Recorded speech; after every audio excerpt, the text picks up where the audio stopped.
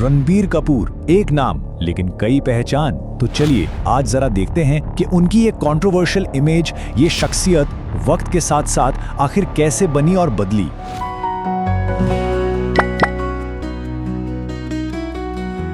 Playboy, cheater या फिर एक टॉक्सिक हस्बैंड, ये कुछ आम लेबल्स हैं जो अक्सर रणबीर कपूर के नाम के साथ सुनने को मिलते हैं। सवाल यह है कि इस सब के पीछे सच्चाई क्या है, मतलब उनकी ये पब्लिक इमेज आखिर बनी कैसे।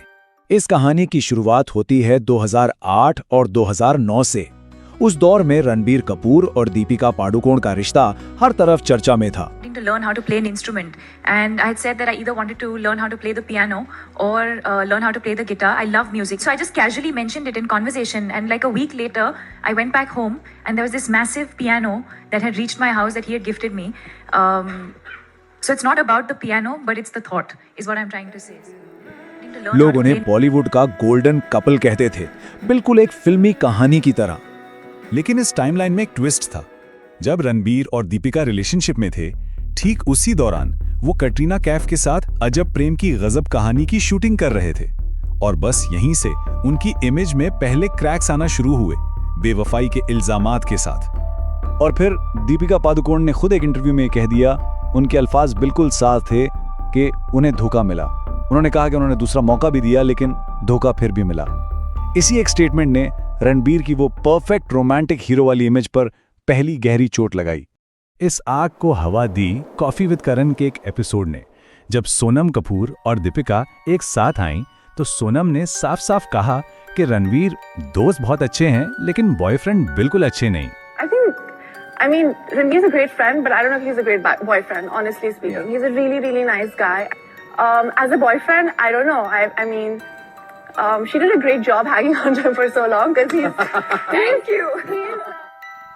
इस एपिसोड के बाद तो प्ले बॉय और चीटर के टैग्स उनकी शख्सियत से जैसे जुड़ी गए।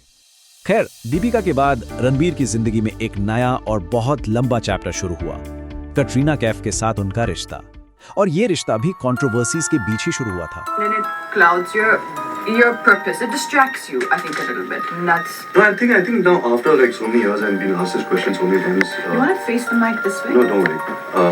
So many times I've understood that, I won't be good at it. This is what you call bad attitude. Bad. He wants to look at you while he's talking. Think about that. I'm actually not. There's no need My to eyes be are shut. extra mean. That is already there. So extra you don't have to, and you don't need to have sunglasses on. Yeah, There's no sun in this Relax, room. relax. You're so bright that. But my At eyes. least finish it properly. पूरे 7 साल, ये कोई छोटा अरसा नहीं है। इतने लंबे सीरियस रिलेशनशिप का अचानक से खत्म हो जाना सबके लिए काफी हैरानकुन था। तो जब ये रिश्ता टूटा, तो वजूहात भी दो किस्म की सामने आई। एक तरफ रणबीर के कैंप से खबर आई कि भाई फैमिली प्रेशर था।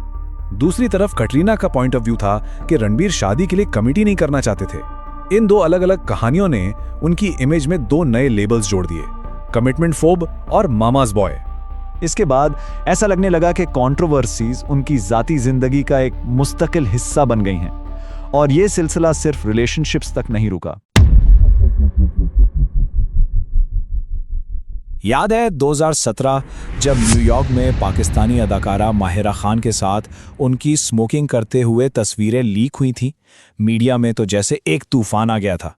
हालांकि रणबीर ने माहिरा का दिफा किया, लेकिन इशारों में यह भी कह दिया कि वो सिर्फ दोस्त हैं।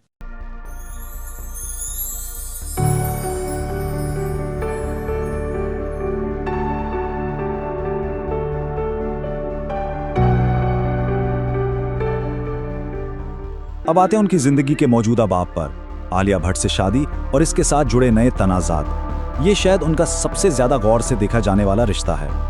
और फिर सोशल मीडिया के दौर में चीजें और भी कॉम्प्लिकेटेड हो गईं। He was seen kicking Alia's lehenga when she was walking down the stairs.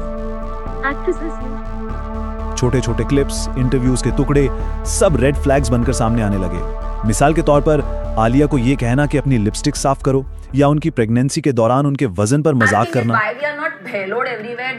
Right now, our focus. Well, I can see somebody is payload. Well, I can see somebody is payload. Somebody is payload.